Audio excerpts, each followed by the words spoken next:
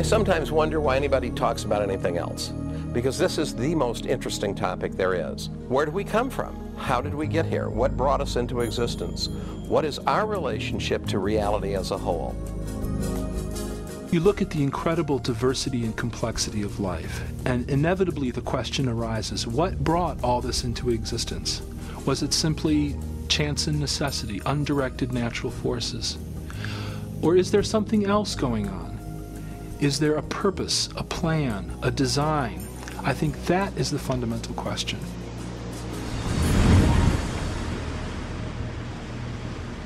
For more than a century, one explanation for the origin and diversity of life has dominated scientific thought. It is based on a theory born in the mind of a British naturalist. His name was Charles Darwin.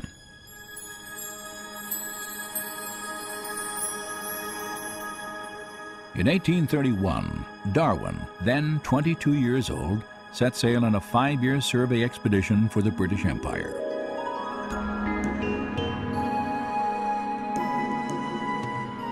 He journeyed from England on the HMS Beagle, traveling around the southern tip of South America, then north toward a chain of volcanic islands in the Pacific called the Galapagos.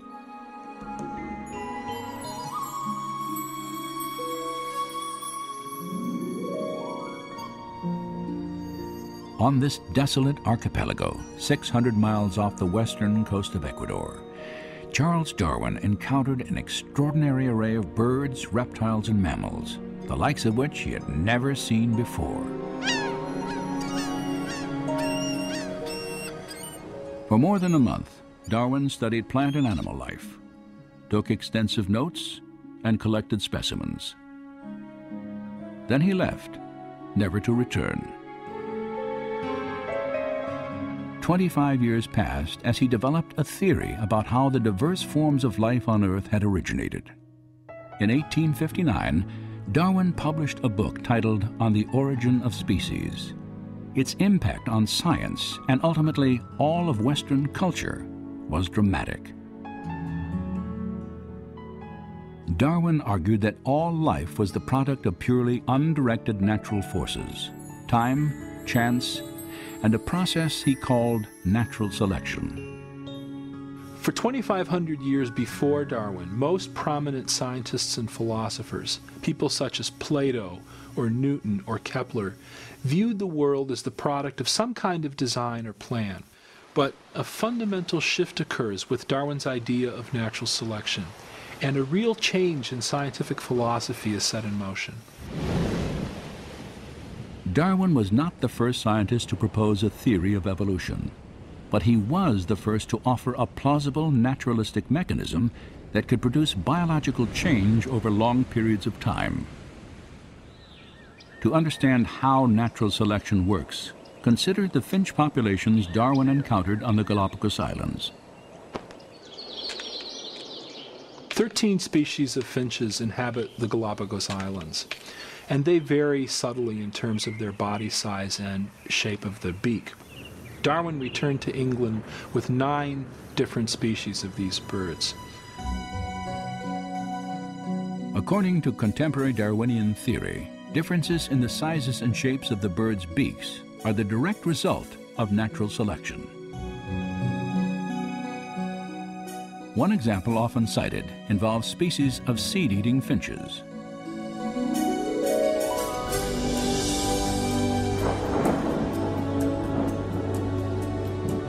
Following seasons of heavy rain, small, soft seeds are plentiful throughout the islands. Birds with short beaks can easily gather food. However, during periods of drought, the only seeds available are encased in hard, tough shells that remain on the ground from the previous year. In these circumstances, only birds with longer, sharper beaks can crack the shells and eat the seeds. Those birds with the longer beaks survive because they can reach the food source, whereas other birds cannot. That long beak, then, confers what biologists now call a functional advantage. The finches with smaller beaks, unfortunately, die out from starvation because they cannot reach that food source. If the drought conditions continue, the environment causes a change in the features of the finch population as a whole.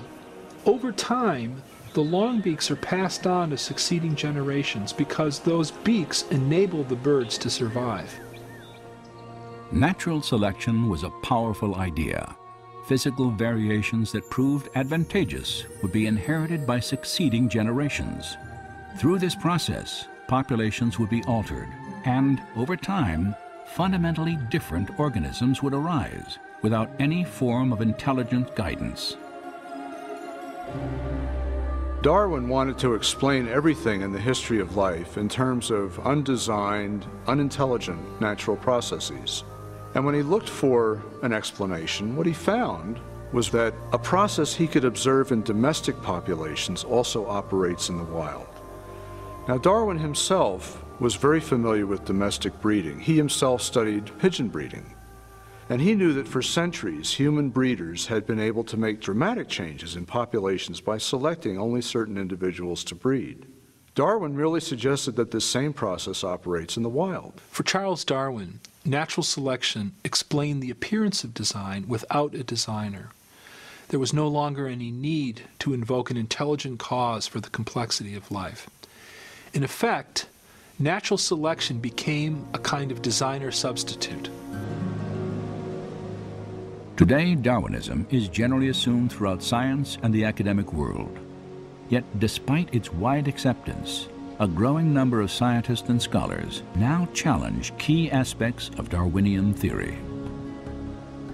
Natural selection is a real process, and it works well for explaining certain limited kinds of variation, small-scale change. We have lots of examples of that, in fact. Where it doesn't work well is explaining what Darwin thought it could, namely the real complexity of life. We have a finch beak, and then you've got the finch itself. A minor change in the structure of the beak versus the origin of the organism itself. These are different scales of phenomena. These are different kinds of problems. And the important problem for biology is to understand where natural selection works and where it doesn't, and why there's a difference.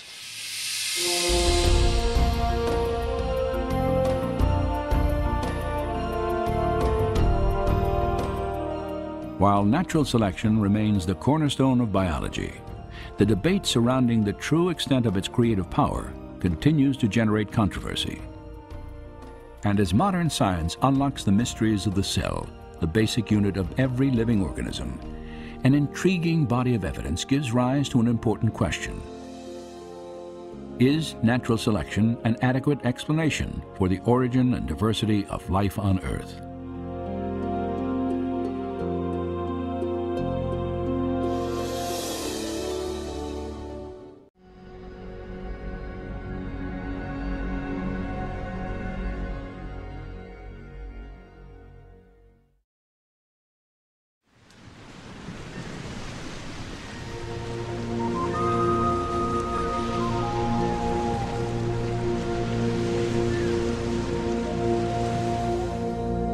Natural selection acts only by taking advantage of slight successive variations. She can never take a great and sudden leap, but must advance by short and sure, though slow steps.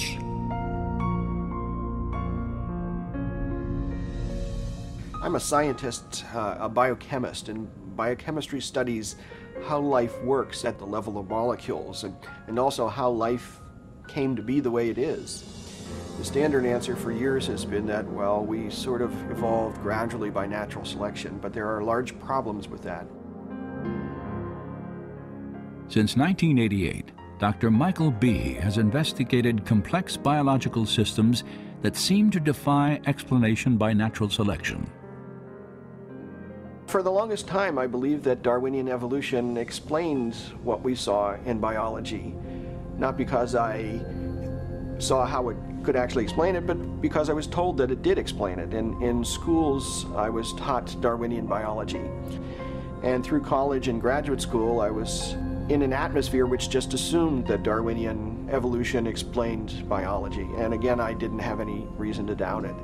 It wasn't until about 10 years or more ago that I read a book called Evolution: A Theory in Crisis by a geneticist by the name of Michael Denton, an Australian. And he put forward a lot of scientific arguments against Darwinian theory that I had never heard before.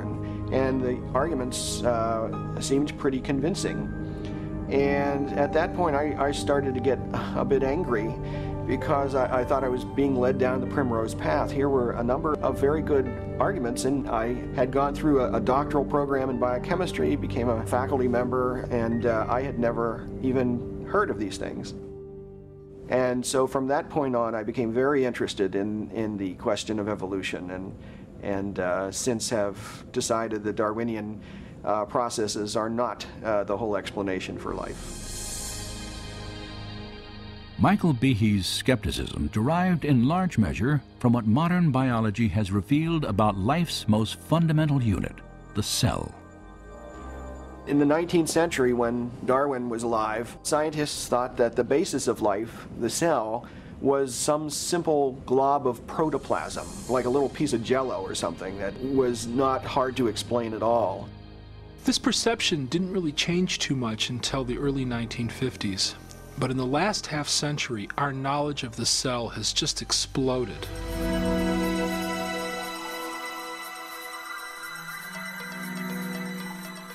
Today, powerful technologies reveal elaborate microscopic worlds. Worlds so small that a thimbleful of cultured liquid can contain more than 4 billion single-cell bacteria, each packed with circuits, assembly instructions, and miniature machines, the complexity of which Charles Darwin could never have imagined. At the very basis of life, where molecules and cells run the show, we've discovered machines, literally molecular machines. There are little molecular trucks that carry supplies from one end of the cell to the other. There are machines which capture the energy from sunlight and turn it into usable energy. There are as many molecular machines in the human body as there are functions that the body has to do.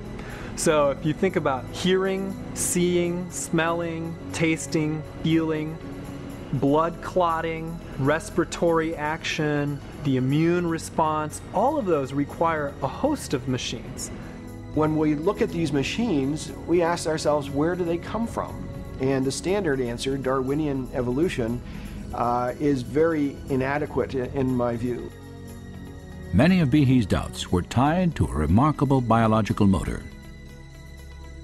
I remember the first time I looked in a biochemistry textbook and I saw a drawing of something called a bacterial flagellum with all of its parts in all of its glory. It had a propeller and the hook region and the drive shaft and the motor and so on. I looked at that and I said, that's an outboard motor. That's designed. That's no chance assemblage of parts. Behe's reaction was not surprising, for the molecular motors that drive bacteria through liquid each depend upon a system of intricately arranged mechanical parts. These parts come into focus when portions of a cell are magnified 50,000 times. Biochemists have used electron micrographs like this one to identify the parts and three-dimensional structure of the flagellar motor.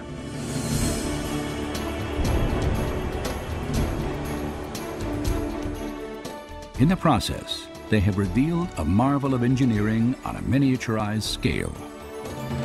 Howard Berg at Harvard has labeled it the most efficient machine in the universe. These machines, some of them are running at 100,000 RPMs and are hardwired into a signal transduction or sensory mechanism so that it's getting feedback from the environment. And even though they're spinning that fast, they can stop on a dime. It only takes a quarter turn for them to stop and shift directions and start spinning 100,000 RPM in the other direction. And just like outboard motors on motorboats, it has a large number of parts which are necessary for the motor to work. The bacterial flagellum, 2 gears, forward and reverse, water-cooled, proton motive force. It has a stator, it has a rotor, it has a U-joint, it has a drive shaft, it has a propeller, and they function as these parts of machines. It's not convenient that we give them these names. That's truly their function. Since its discovery, scientists have tried to understand how a rotary motor could have arisen through natural selection. As yet, they have failed to offer any detailed Darwinian explanation. Darwinism was a lot more plausible when we were thinking about globs of protoplasm than it is when we're thinking about molecular machines. Scientists in Darwin's day were hopeful that the complexity of biology would resolve to simplicity once they found the basis of life. But we found out the exact opposite. And in the 20th century, we found out that the lower you go from whole animal to organ to tissues and cells, the more complex life becomes, and that the very basis of life, the cell, is just outrageously complex. And so the 19th century hope that life at the bottom would be a simple phenomenon is spectacularly wrong.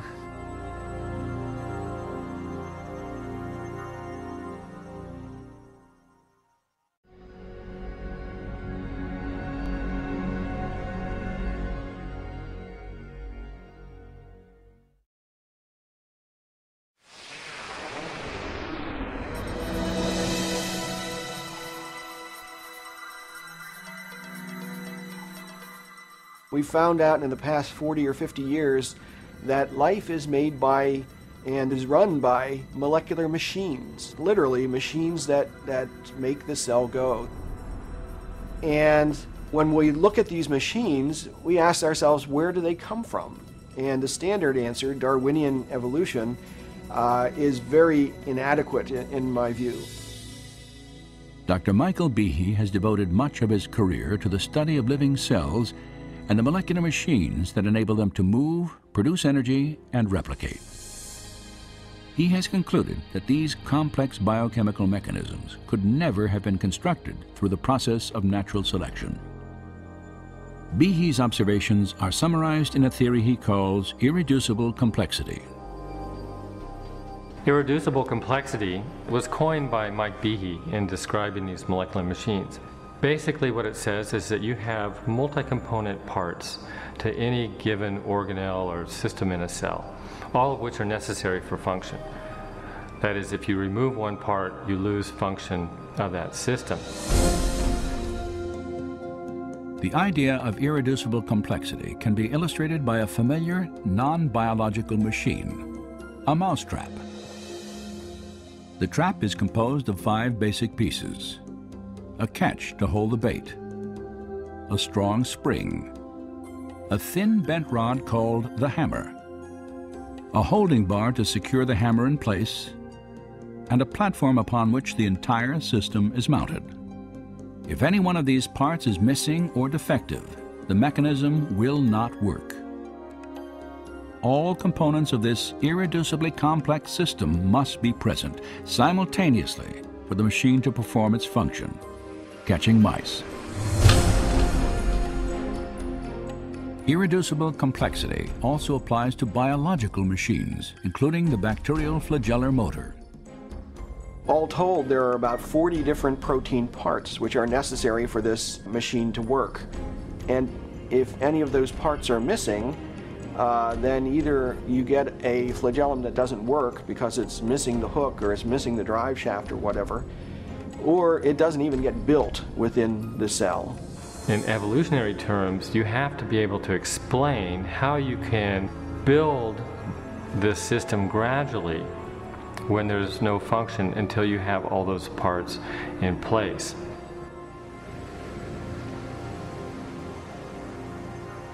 The irreducible complexity of molecular machines poses a severe challenge to the power of natural selection. According to Darwin's theory, even very complex biological structures like an eye, an ear, or a heart can be built gradually over time in small incremental steps. Yet, as Darwin made clear, natural selection can only succeed if these random genetic changes provide some advantage to the evolving organism in its struggle for survival. As I have attempted to show, it is not necessary to suppose that the modifications are all simultaneous if they were extremely slight and gradual.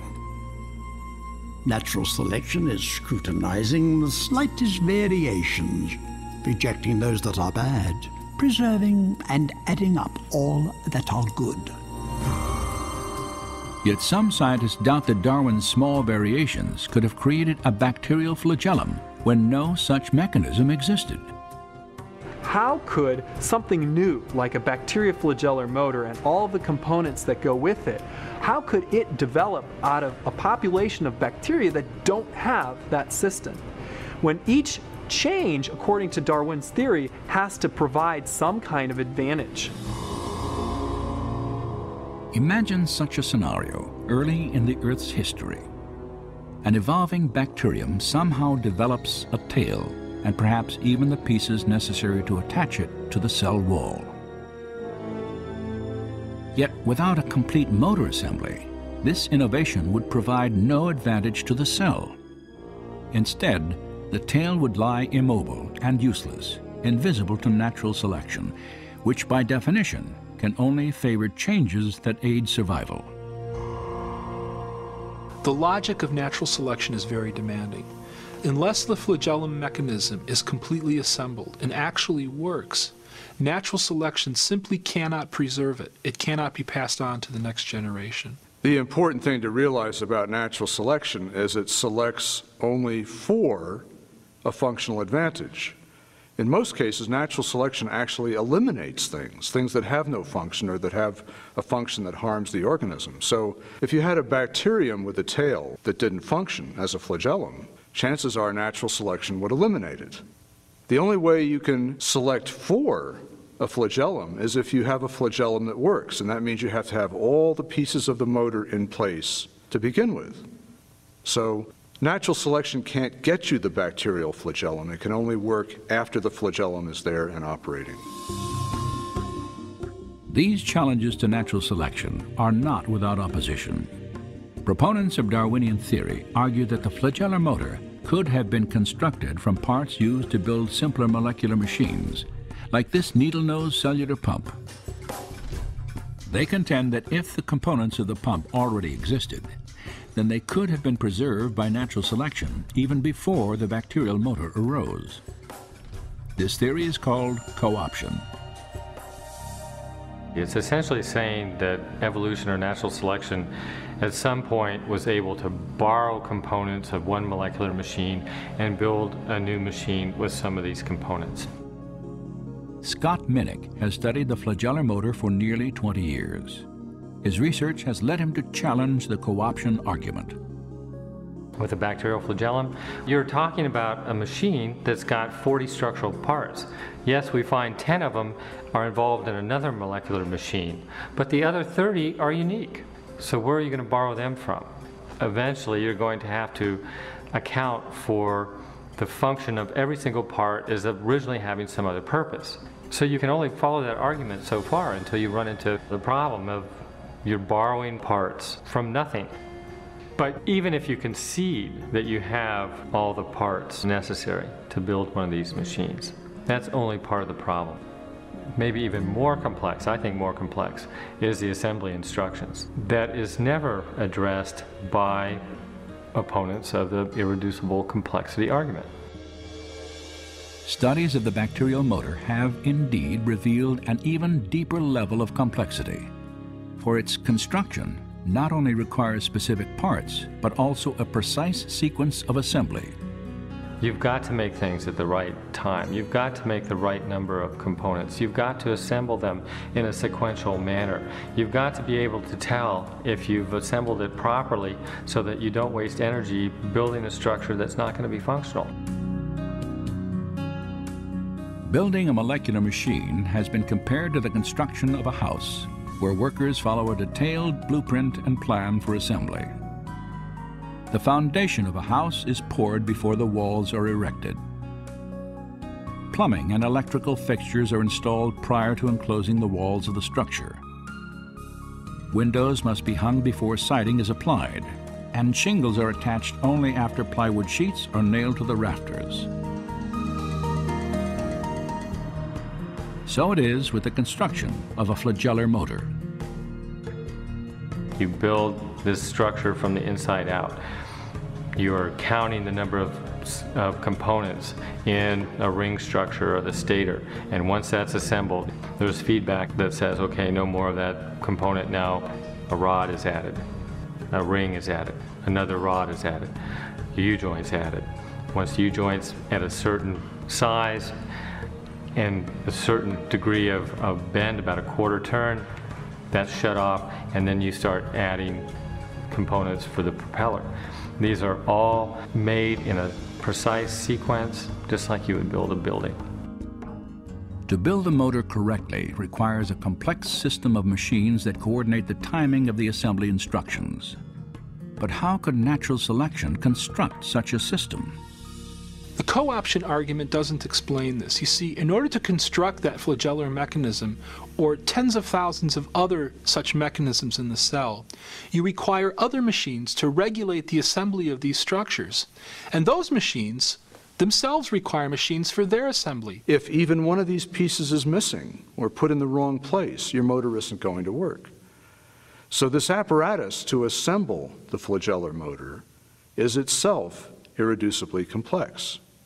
In fact, what we have here is irreducible complexity all the way down.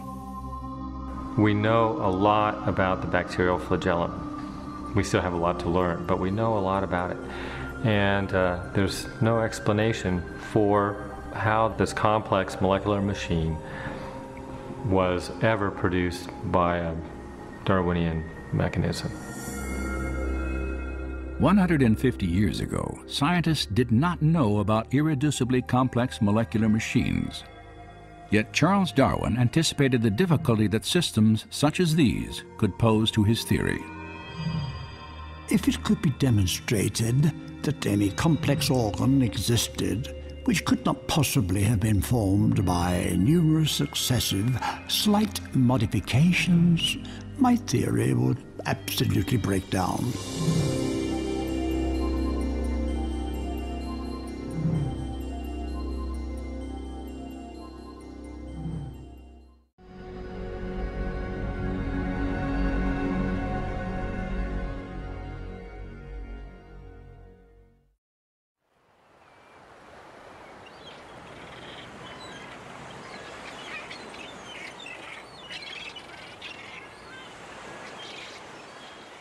There are really two big questions in biology. How do you get new living forms with new structures like wings and eyes from life that already exists? And secondly, how did life originate on Earth in the first place? Now, of course, we know that Darwin spent most of his life formulating an answer to the first of these two questions.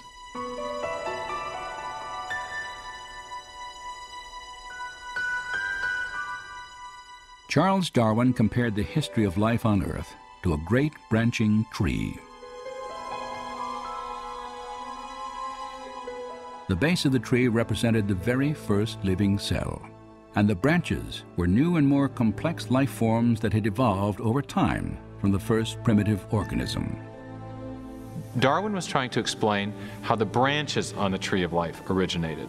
He was trying to show how natural selection could have modified existing organisms to produce the great diversity of plant and animal life that fills the Earth today. But when it came to the base of the tree, which represented the origin of the first life, the first living cell, Darwin had very little to say. In fact, in The Origin of Species, he didn't even address the question of how life might have originated from non-living matter. The only glimpses we have of Darwin's opinions on the subject appear in a letter he wrote to a colleague named Joseph Hooker.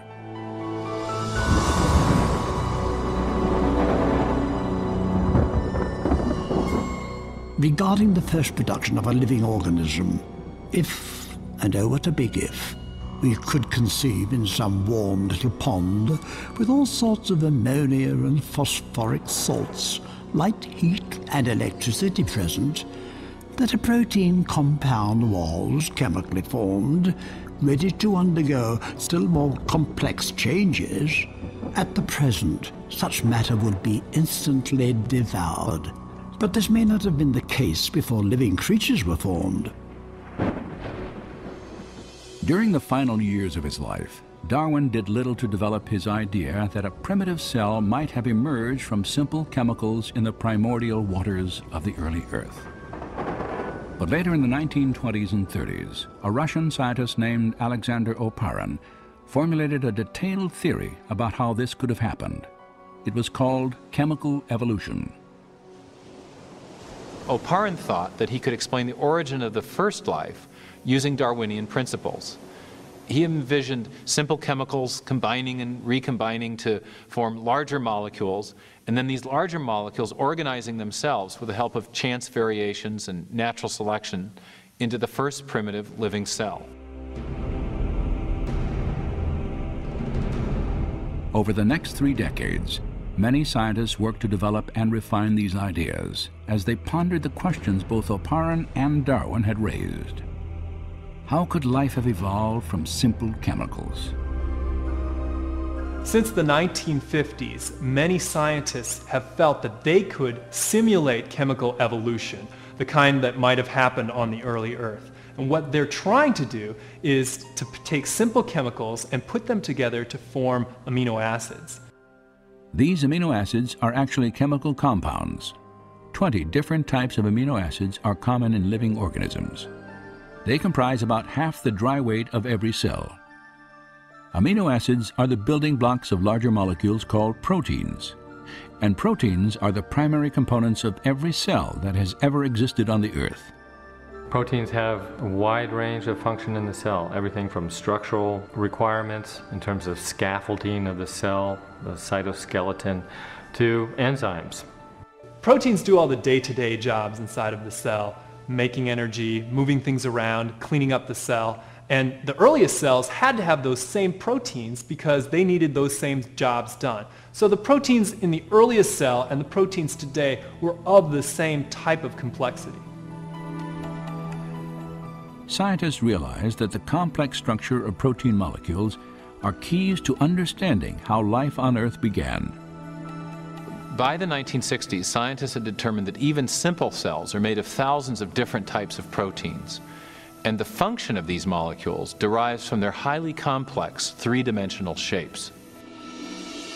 The irregular shapes of some proteins allow them to catalyze or trigger chemical reactions because of the hand and glove fit that they have with other molecules in the cell, while other protein molecules form interlocking structural components.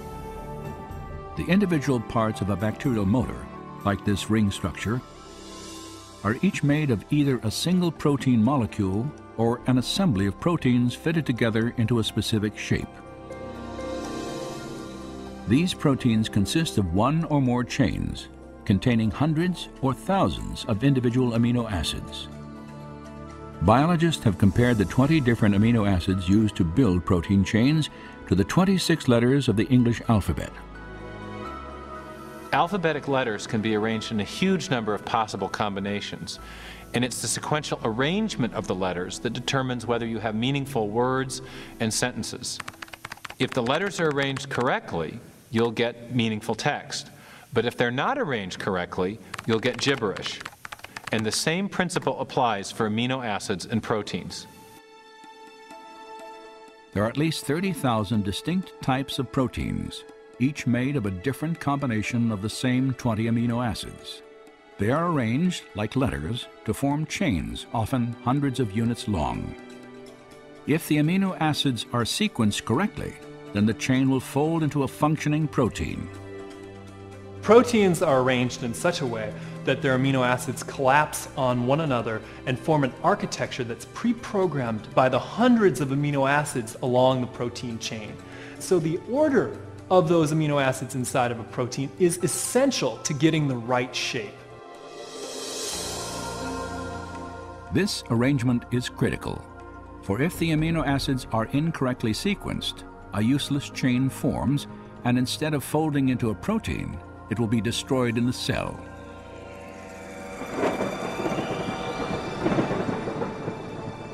As science reveals the intricate construction of proteins, origin of life researchers are confronted with a difficult question.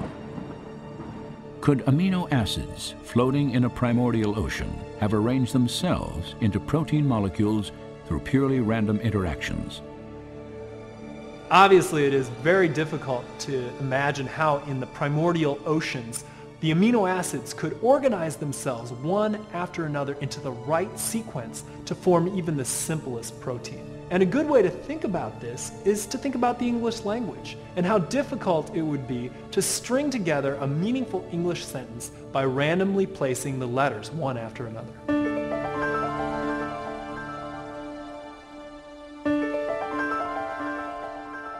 As an illustration, consider the difficulty of forming just one line of Shakespeare's play Hamlet by dropping Scrabble letters randomly onto a tabletop. Only one of 26 possible letters will work correctly at each of the 30 sites in the phrase. The probability of successfully assembling Shakespeare's classic line by pure chance is determined by computing 1 over 26 to the 30th power. The result is a staggering 1 chance in 2,810 trillion octillion. Yet while these odds are beyond comprehension, they seem almost reasonable when compared to the probability of randomly forming just one of the simplest protein molecules known to science. The smallest proteins in nature are comprised of about 100 amino acids. These chemical components must align in specific positions along a chain. Biologists have estimated that on a planet covered by a primordial soup, filled with complete sets of all 20 types of amino acids, the time necessary to construct a functional protein of 100 units would be roughly equivalent to the oldest estimated age of the universe, multiplied by 10 to the 60th power. But despite this inconceivable time frame, even if our protein somehow correctly self-assembled, the mystery of life's origin is still far from resolved. Let's just say that against all odds, against everything we know about science, you do get one 100 amino acid long protein by chance. What do you have? Well, you have one protein. That's it.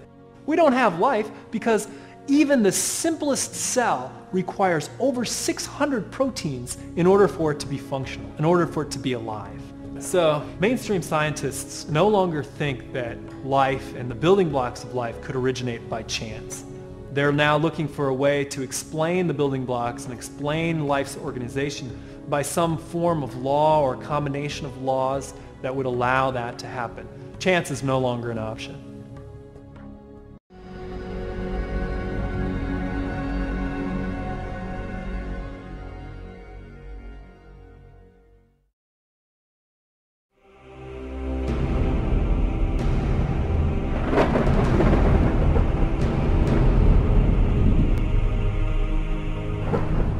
By the early 1960s, most scientists had ruled out the possibility that random chemical reactions in the primordial waters of the early Earth had once produced complex protein molecules and the first living cells.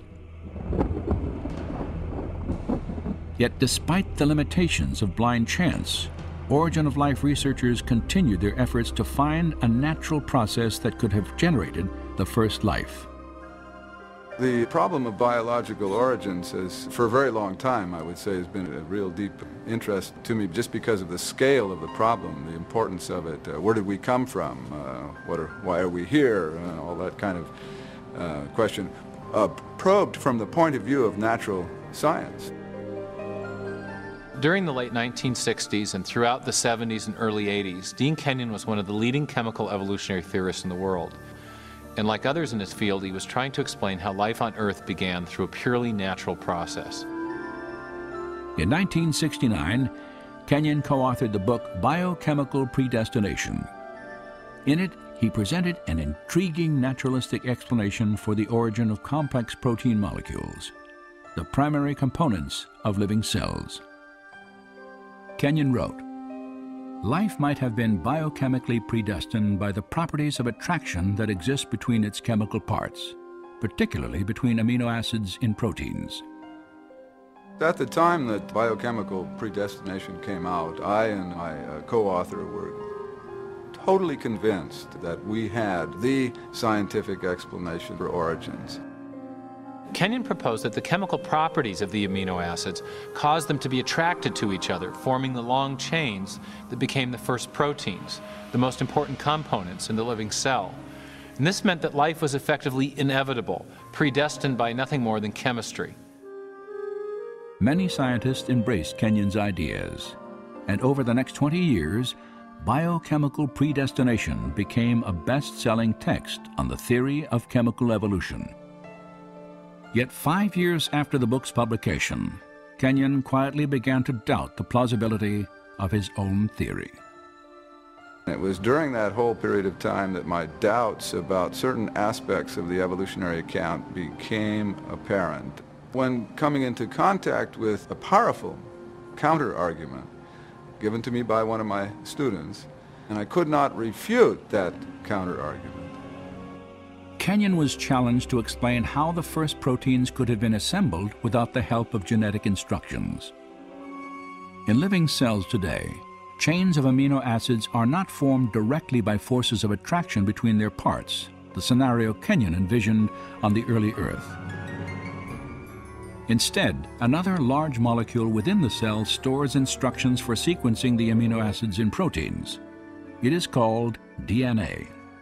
Initially, Kenyon believed that proteins could have formed directly from amino acids without any DNA assembly instructions. And that's why so many scientists were excited about his theory. But the more he and others learned about the properties of amino acids and proteins, the more he began to doubt that proteins could self-assemble without DNA. In DNA, Kenyon encountered a molecule with a property he could not explain through natural processes. For locked securely within its double helix structure is a wealth of information in the form of precisely sequenced chemicals that scientists represent with the letters A, C, T, and G, or adenine, cytosine, thymine, and guanine. In a written language, information is communicated by a precise arrangement of letters. In the same way, the instructions necessary to assemble amino acids into proteins are conveyed by the sequences of chemicals arranged along the spine of the DNA. This chemical code has been called the language of life, and it is the most densely packed and elaborately detailed assembly of information in the known universe. Like other scientists working on the origin of life, Kenyon realized he had two choices. Either he had to explain where these genetic assembly instructions came from, or he had to explain how proteins could have arisen directly from amino acids without DNA in the primordial oceans. And in the end, he realized he could do neither.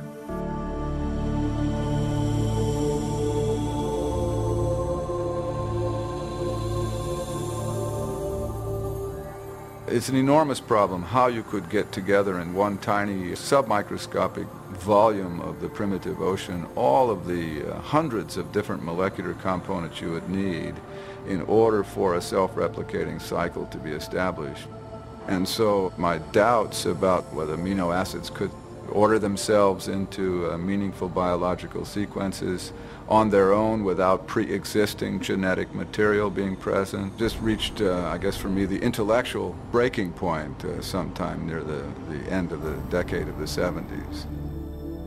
As Kenyon reevaluated his theory, new biochemical discoveries further weakened his conviction that amino acids could have organized themselves into proteins. The more I conducted my own studies, including a period of time at NASA Ames Research Center, the more it became apparent that there were multiple difficulties with the chemical evolution account. And further experimental work showed that amino acids do not have the ability to order themselves into any biologically meaningful sequences. Faced with mounting difficulties in his own theory and a growing body of scientific data about the importance of DNA, Kenyon was forced to confront the absolute necessity of genetic information. The more I thought about the enormous problem that all of us who worked on this field had neglected to address, the problem of the origin of genetic information itself, then I really had to reassess my whole position regarding origins. For Dean Kenyon, a new question became the focus of his search for life's origin. What was the source of the biological information in DNA? If one could get at the origin of the messages, the encoded messages within the living machinery, then you would really be on to something far more intellectually satisfying than this chemical evolution theory. Yet Kenyon faced a narrowing set of options, for he realized that, as with pure chance, natural selection was also limited in its creative power. By definition, natural selection could not have functioned before the existence of the first living cell, for it can only act upon organisms capable of replicating themselves, cells equipped with DNA that pass on their genetic changes to future generations. Without DNA, there is no self-replication. But without self-replication, there is no natural selection. So you can't use natural selection to explain the origin of DNA without assuming the existence of the very thing you're trying to explain. Natural selection, chance, and his own theory of self-organization had all failed to explain the origin of genetic information. Now Kenyon saw only one alternative. We have not the slightest chance of a chemical evolutionary origin for even the simplest of cells. So the concept of the intelligent design of life was immensely attractive to me and made a great deal of sense, as it very closely matched the multiple discoveries in molecular biology. In the years since Kenyon's rejection of chemical evolution, science has revealed the details of an entire system of information processing that bears the hallmarks of intelligent design.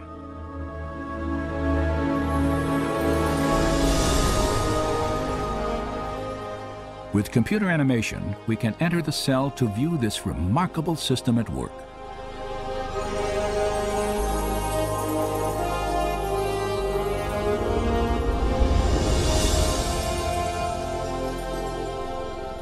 After entering the heart of the cell, we see the tightly wound strands of DNA, storehouses for the instructions necessary to build every protein in an organism.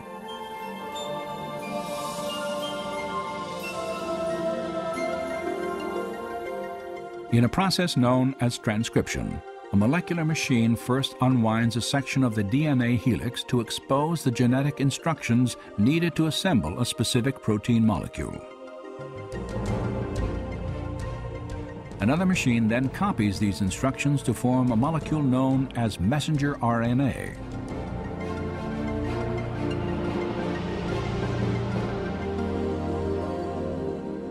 When transcription is complete, the slender RNA strand carries the genetic information through the nuclear pore complex, the gatekeeper for traffic in and out of the cell nucleus.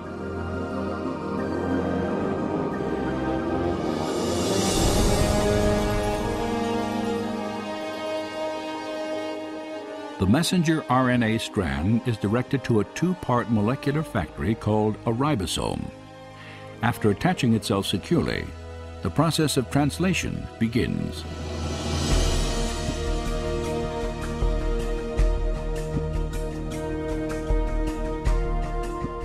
Inside the ribosome, a molecular assembly line builds a specifically sequenced chain of amino acids.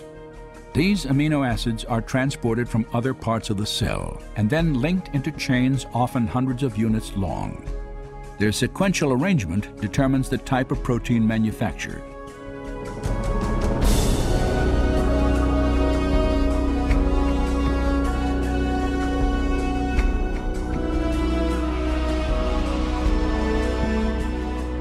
When the chain is finished, it is moved from the ribosome to a barrel-shaped machine that helps fold it into the precise shape critical to its function.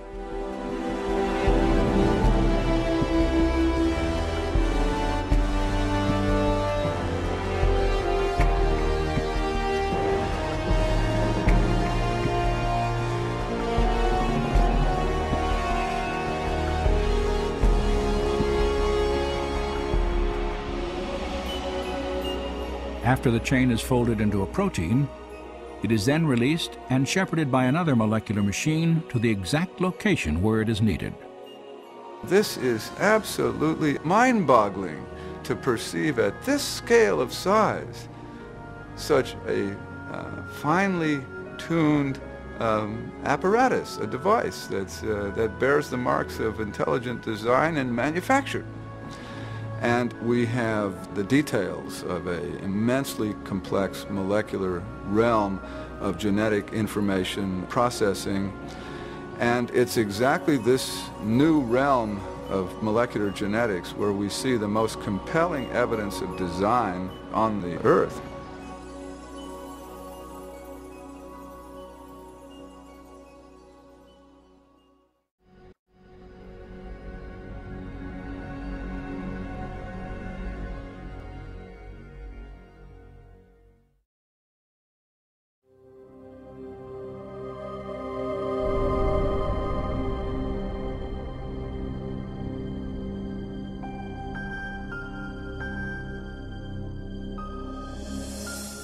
When I look at molecular machines or the incredibly complex process by which cells divide, I want to ask, is it possible that these things had an intelligence behind them, that there was a plan or a purpose to this structure? Science ought to be a search for the truth about the world.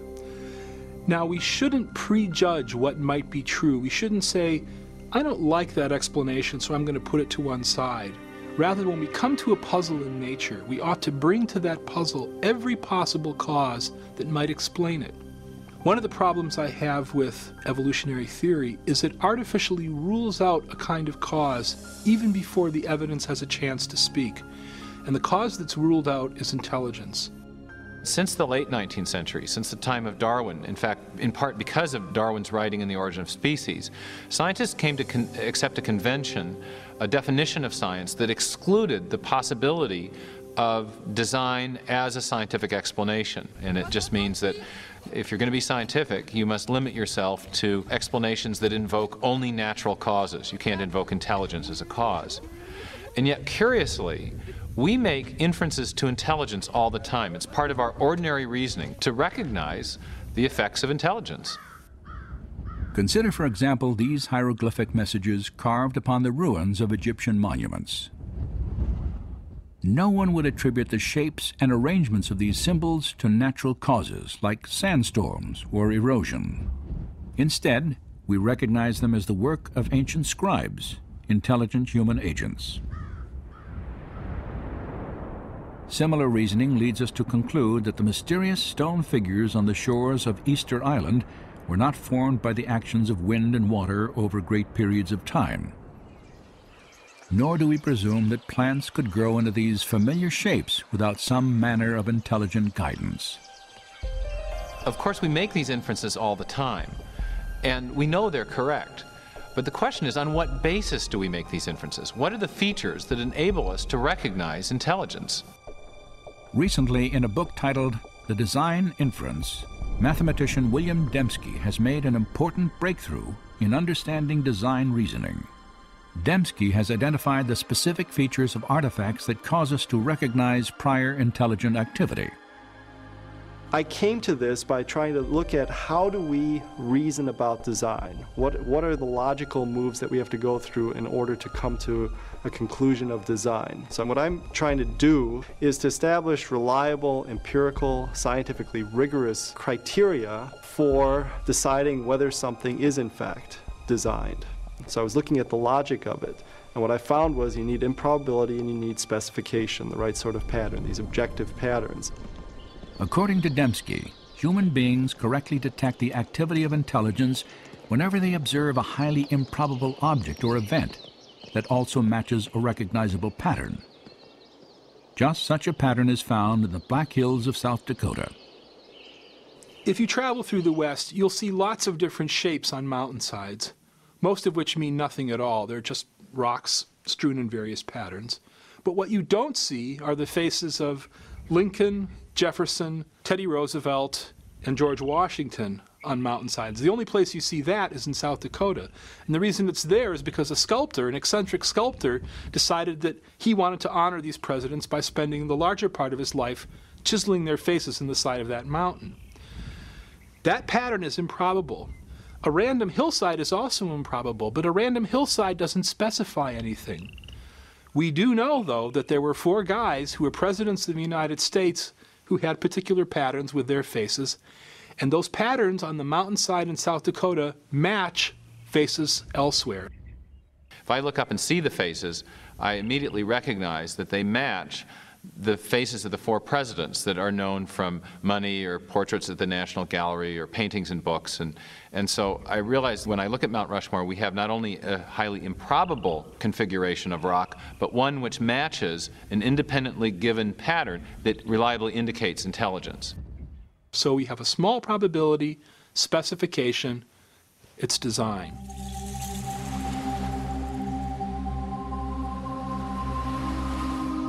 On a seashore, another improbable pattern etched into the earth illustrates how we detect design. No one would infer that this message was written by the movement of the tides. Instead, because of the characteristics of this pattern, we identify the words as the products of intelligence. That improbable arrangement also conforms to an independently given pattern, namely the shapes of the letters that we recognize from English alphabet and the words that we know from English vocabulary. And so it's the improbability of the arrangement plus the fact that it conforms to an independently given pattern that triggers the awareness of design. This illustration suggests that William Dembski's criteria for design detection, small probability and specification, are essentially equivalent to information. The type of information present not only in pictures, numeric sequences, and written texts, but also encoded into living cells.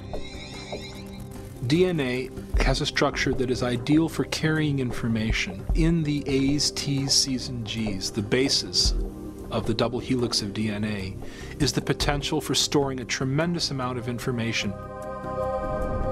There is, in fact, no entity in the known universe that stores and transmits more information more efficiently than the DNA molecule. A full complement of human DNA has 3 billion individual characters. Analysis of the DNA molecule's coding regions show that its chemical characters have a specific arrangement that allows them to convey detailed instructions or information, much like letters in a meaningful sentence or binary digits in a computer code. Bill Gates has said that DNA is like a computer program, only much more complex than any we've been able to devise. And if you reflect on that even for a minute, it's a highly suggestive observation, because we know that Bill Gates does not employ wind and erosion or random number generators to generate his software. Instead, he employs intelligent engineers, software engineers. And so everything we know in our experience suggests that information-rich systems arise from intelligent design. But what do we make of the fact that there is information in life, in every living cell of every living organism? That's the fundamental mystery. Where does that information come from? For the past 15 years, philosopher and scientist Stephen Meyer has worked to answer this question. Meyer has developed an argument to demonstrate that intelligent design provides the best explanation for the origin of information necessary to build the first living cell. The information that the DNA molecule holds. It's part of our knowledge base that intelligent agents can produce information-rich systems. So the argument is not based on what we don't know, but it's based on what we do know about the cause and effect structure of the world. We know at present there is no naturalistic explanation, no natural cause that produces information. Not natural selection, not self-organizational processes, not pure chance. But we do know of a cause which is capable of producing information, and that is intelligence. So when we find an information-rich system in the cell, in the DNA molecule specifically, we can infer that an intelligence played a role in the origin of that system, even if we weren't there to observe the system coming into existence. Meyer's work on the origin of genetic information is now one part of a comprehensive scientific case for design, developed by a network of philosophers and scientists from throughout the world. Their objective is to reassess an idea that has dominated biology for more than a century. In the process, they have given birth to a theory that has become known as intelligent design. To me, the great promise of design is it gives us a new tool and explanation that belongs in the toolkit of science. Intelligent causes are real, they leave evidence of their existence, and a healthy science is a science that seeks the truth and lets the evidence speak for itself. The argument for intelligent design is based on observation of the facts. Now that's my definition of good science. It's observation of the facts. Now when you observe the facts, as Michael Behe has done, what do you observe? You observe this incredible pattern of interrelated complexity. And the way we conclude intelligent design for the bacterial flagellum is the same way we conclude intelligent design for an outboard motor. When we see an outboard motor, we see the way the parts interact and so on. We know somebody made that. The reasoning is the same for biological machines. So the idea of intelligent design is a completely scientific one. Certainly it might have religious implications, but it does not depend on religious premises. When I look at the evidence objectively, without ruling out the possibility of design, design just leaps up as the most likely explanation. And that's why I believe that it's true. I think design is back on the table. You know, we can't explain these systems by natural law. And if we're searching for truth, and they are in fact designed, if we have to be design engineers to understand them, then I say, what's the problem? You know, you go where the data leads you. And the implications, yeah, they have profound metaphysical implications, but so be it. So it's a powerful idea that the universe is rational and comprehensible, underwritten by a supreme intelligence that meant for this world to be understood, is something that underwrites then the program of science, because then you can go out and look at the world and the world will make sense. If it's all just a chaotic assemblage, there's no reason to expect any rationality out there. But if it in fact is the product of a mind, then you can go out and science becomes this enormous, wonderful puzzle-solving project in which you can expect to find rationality and beauty and comprehensibility right at the foundation of things. 150 years ago, Charles Darwin transformed science with his theory of natural selection. Today, that theory faces a formidable challenge. Intelligent design has sparked intense debate over the origin of life on Earth. And for a growing number of scientists, it represents a paradigm, an idea with the power to, once again, redefine the foundations of scientific thought. During the 19th century, scientists believed that there were two fundamental entities, matter and energy. But as we enter the 21st century, there's a third fundamental entity that science has had to recognize, and that is information. And so as we encounter the biology of the information age, the suspicion is growing that what we're seeing in the DNA molecule is actually an artifact of mind, an artifact of intelligence, something that can only be explained by intelligent design.